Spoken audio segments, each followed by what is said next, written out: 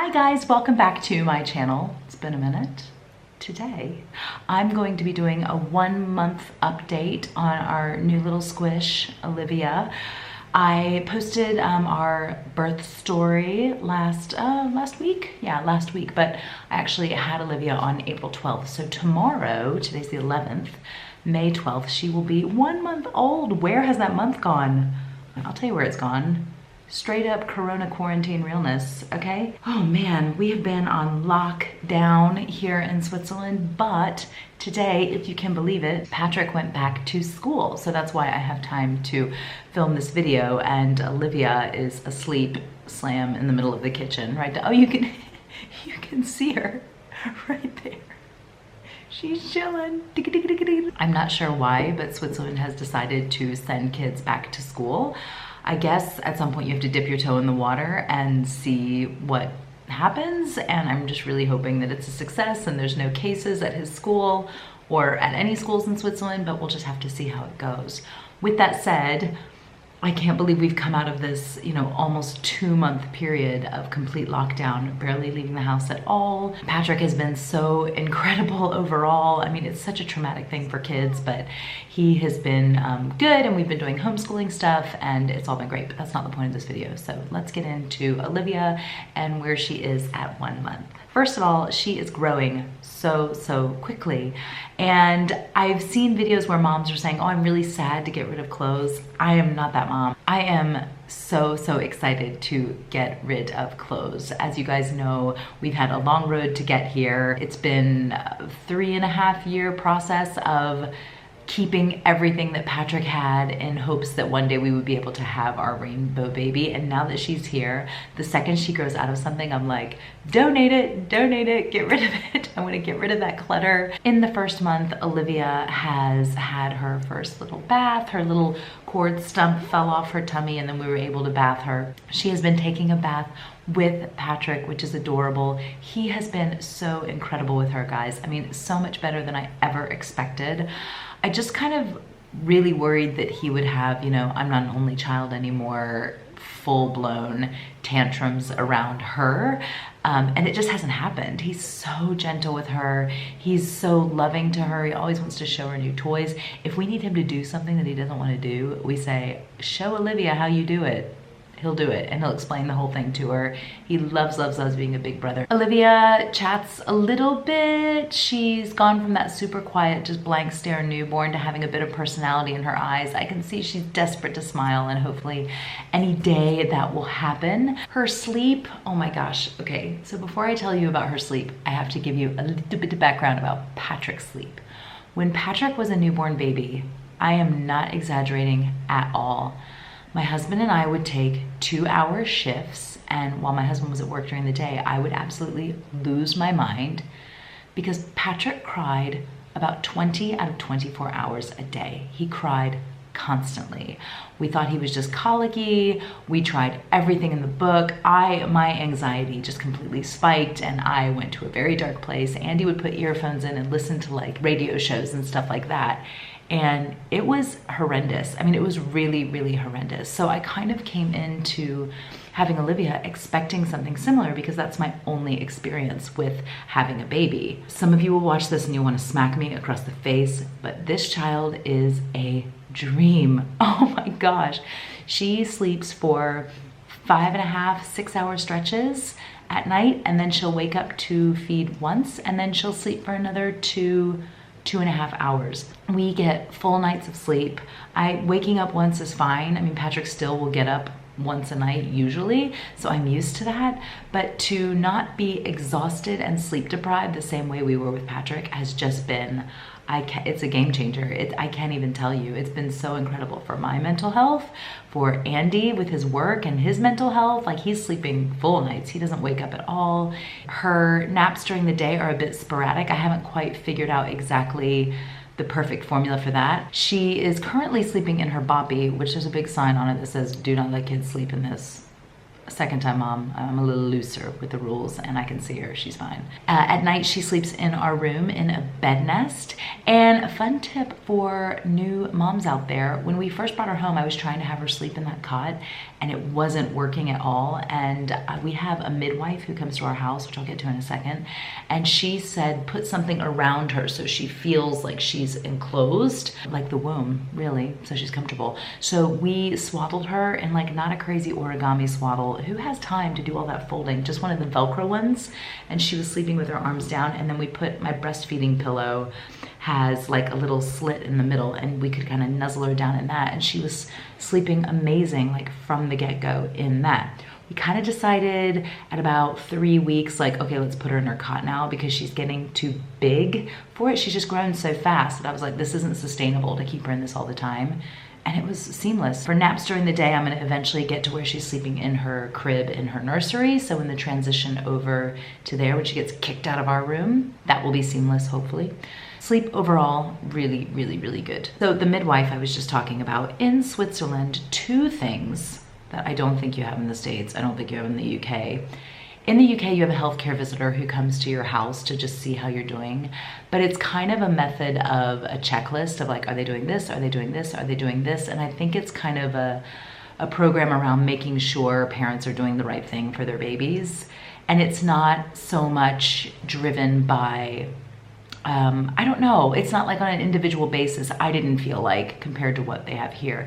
In Switzerland, they have a midwife that will come to your house kind of as long as you need it. I mean, that's the sense I get. My midwife has never made me feel like this is a limited thing. She'll come 4 days a week if I need her. She'll come 1 day a week if I need her. It is so incredible. And she's so incredible. She knows everything about everything. Things she's helped me with, pelvic floor exercises. She's taught me some different moves I can do. I'm doing them now. She has helped me with feeding. I had a milk bleb. Some of you will know what that is. If you don't know what it is, don't Google it. It's gross. On one of my boobs, and I just text her and I was like, tick, tick, tick, tick, how do I deal with this? Instant back, told me what to do. It's just amazing having this on-call midwife who will help you with kind of any question you have. And it's not like Captain Internet where you kind of hope you're reading good advice. She's got good advice. It's great. So good. Thank you, Switzerland.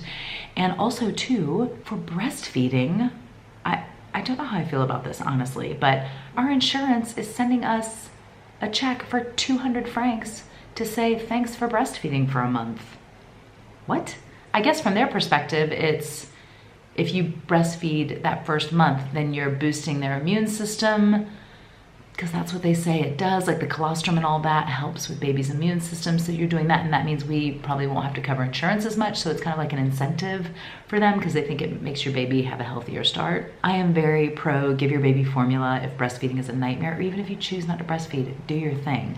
So in a way, for women who absolutely can't breastfeed and they are devastated by it, which I was with Patrick, it's kind of that an extra punch in the stomach, like, oh, I don't get the 200 because I couldn't breastfeed. I don't know, I kind of feel weird about it, but with that said, I'll take the 200. I've been breastfeeding for about a month. In the beginning, I was like, oh my gosh, this is going really well. So much easier than with Patrick. Rewind, Patrick was crying 20 out of 24 hours a day because we were not giving him enough food. I was trying to breastfeed him and it was not working. His weight fell really, really low. Eventually we had to give him formula and it was devastating to me emotionally and mentally. He's a happy, healthy kid. But with her, it's gone really well. I mean, I say it's gone really well. I'm still doing it. But at 2 weeks, she was crying a lot during the day, and the midwife, amazing. She said, okay, this is what we're gonna do. You're gonna breastfeed him, and then afterwards we're gonna give her some formula. And if she drinks 10 milliliters of formula, which I don't know in ounces what that is, I'll put it down below. And if she takes 10 milliliters, then we know that she's not crying because she's hungry. If she takes 40 milliliters, 40 or 50, we know that she's not getting enough milk from you and we need to start topping her up with formula. And it was just like, wait, you're not gonna like try to lecture me on all the things that I need to try to do to make breastfeeding work. You're not gonna look in her mouth and say that she's tongue-tied. You're not gonna, you know, shove her head on my boob and try to get a different latch. I mean, all this stuff happened in the UK, and I've been given tons of unsolicited advice of all the things I should have done to make breastfeeding work. And in Switzerland, it was just like, no, we'll just test it with formula. Maybe it works, maybe it doesn't. and it worked. She had like between 40 and 50 milliliters. She wasn't getting enough milk for me.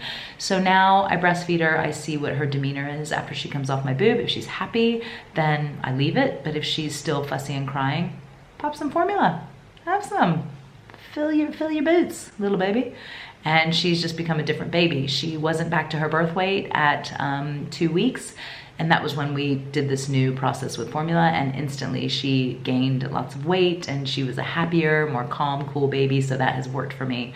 I am mixed feeding and I hope to continue doing that for at least 3 more weeks. When Patrick's done with school and summer holidays start, I'm debating switching over exclusively to formula, because when I do breastfeed, it's like 45 minutes ago that I have to tell Patrick, sorry, I have to feed Olivia. And also too, I'm not a big breastfeeder in public. I know some of you do it and you love it and you don't care. It's your body, you're feeding your baby. What do people have to worry about? For me, I don't know. I'm pulling my boob out. It feels weird. I've never just pulled, I don't know. And I don't look at other women and go, why do you have your boob out? I think it's beautiful. I think it's amazing. And I admire the confidence that women have to do it. I just don't. I feel really weird. And I know you can cover it. To be fair, I haven't done it yet. Like with her, I did it with Patrick and I hated it in London. I was in London. I mean, that was weird too, because you're in the middle of the city. But I don't know, I'm not a big breastfeeder in public. So that kind of limits where I can go. I want to do it here all the time. So I think in the next month, I'll probably switch to formula, but I haven't decided yet. Watch this space. Olivia loves to be in my little sling that I wear her in. I've been using the Moby wrap, which I gotta say, I had one with Patrick and I was like, what the heck is this? What is this, like, again, origami it on my body? I can't. Like, I was mentally in a really dark place. I couldn't deal with it, but with her, loves it. We go out for walks, little hikes, and she goes in it. She always falls asleep, which is nice. Now that it's getting warmer, it might be a little tougher to wear it because she might get too hot. But for now, I absolutely love wearing her in it. She just feels close to me. She can feel my heartbeat. It's so beautiful. Overall, Olivia is just a really, really chill baby. I tell everybody that I talk to, like, oh my gosh, she's the easiest baby ever. This is why people go back and have more and more kids if they have this experience the first time. As far as me, I'm feeling amazing. I'm feeling really, really good. And I remember before I had Olivia, I was like, okay girl, when you had Patrick, it got really, really dark.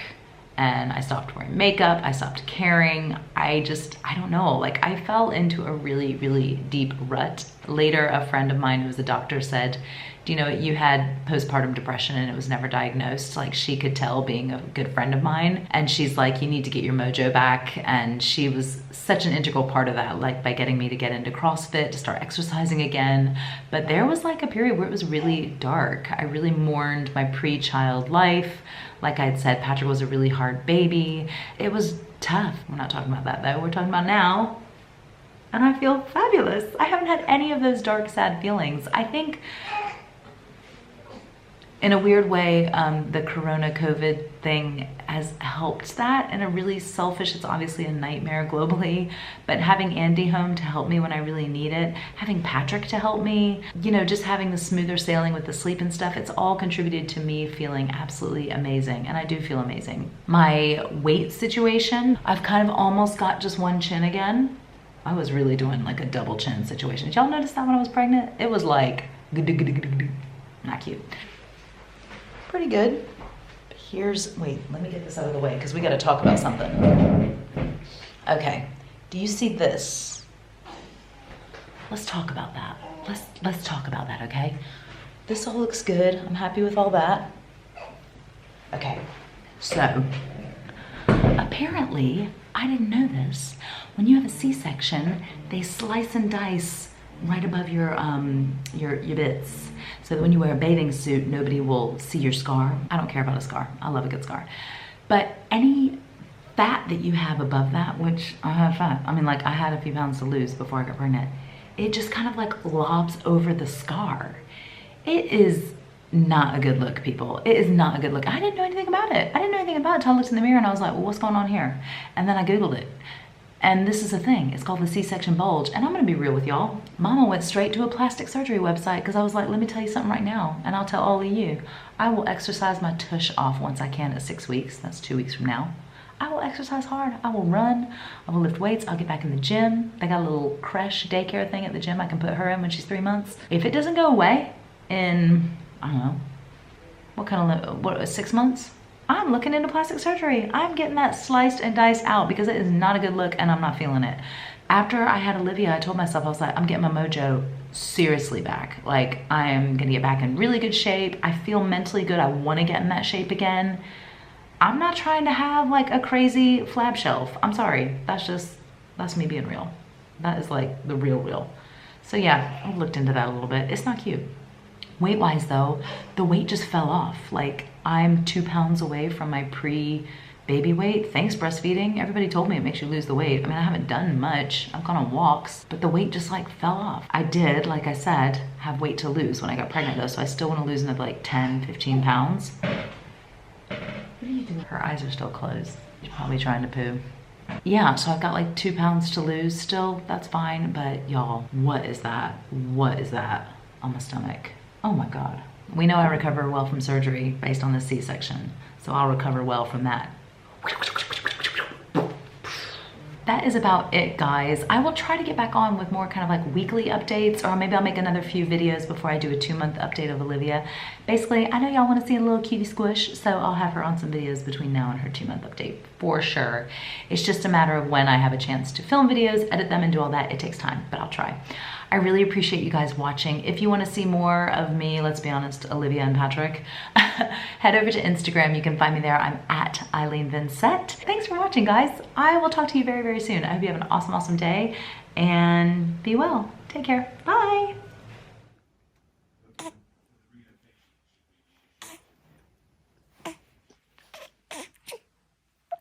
Oh. Uh-oh. Spit up. Bit of spit up. Oh dear. This is the big brother cam. Big brother cam.